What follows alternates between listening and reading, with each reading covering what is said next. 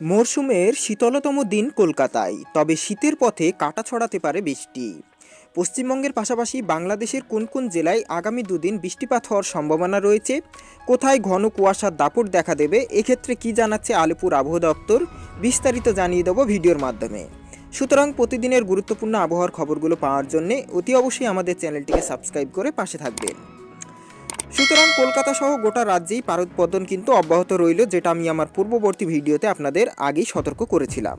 আবহাওয়া দপ্তরের পূর্বাভাস বলছে চলতি মরশুমের মঙ্গলবারই কিন্তু শীতলতম দিন পেল কলকাতা। মঙ্গলবার সকালে কলকাতার সর্বনিম্ন তাপমাত্রা ছিল 11.8 ডিগ্রি সেলসিয়াস, যা স্বাভাবিকের চেয়ে 2 ডিগ্রি কম। সর্বোচ্চ তাপমাত্রা ছিল 19.8, যা স্বাভাবিকের চেয়ে 6 ডিগ্রি কম। আর এই পরিস্থিতিতে আগামী দুদিন পশ্চিমবঙ্গের দক্ষিণবঙ্গের কয়েকটি জেলাতে কিন্তু তাপমাত্রা আরও কমবে, এমনটাই কিন্তু মনে করছেন আবহবিদরা। মঙ্গলবার এবং বুধবার দার্জিলিং এবং কালিম্পং জেলায় কয়েকটি এলাকায় হালকা বৃষ্টিপাতের সম্ভাবনা রয়েছে তুষারপাতের সম্ভাবনাও। উত্তরবঙ্গের পাশাপাশি বৃষ্টির পূর্বাভাস রয়েছে দক্ষিণবঙ্গের কিছু জেলাতে।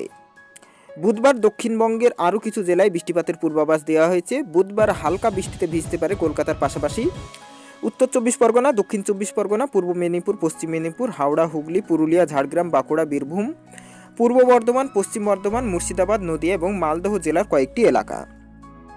বৃহস্পতিবারও বৃষ্টির রেস থাকতে পারে দক্ষিণবঙ্গের কয়েকটি জেলায়। ওই দিন রাজ্যের সমুদ্র উপকূলবর্তী যে দুই জেলা রয়েছে, অর্থাৎ দক্ষিণ 24 পরগনা এবং পূর্ব মেদিনীপুর, সেই কয়েকটি এলাকায় হালকা বৃষ্টিপাত হতে পারে বলেই মনে করা হচ্ছে। অসময়ে বৃষ্টির জেরে স্যাঁতস্যাঁতে পরিবেশ তৈরি হলেও তাপমাত্রা কিন্তু ধীরে ধীরে বাড়বে শুক্রবারের পরবর্তী দিনগুলিতে।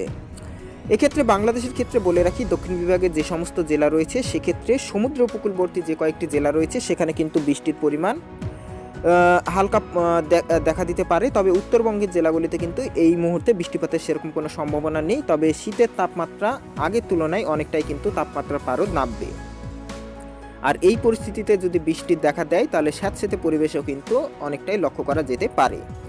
আগামী দিনে যখন নতুন আপডেট আলিপুর আবহাওয়া দপ্তরের তরফ থেকে উঠে আসবে, অতি অবশ্যই আমি চেষ্টা করব আপনাদের সকলের সামনে তুলে ধরার। আপনারা কোন জেলা থেকে দেখছেন অতি অবশ্যই কমেন্ট বক্সে লিখে জানাবেন। যখন নতুন কোনো আপডেট উঠে আসবে সর্বপ্রথম আপনাদের জেলাগুলি মেনশন করে আপনাদের সামনে তুলে ধরব। So thanks for watching.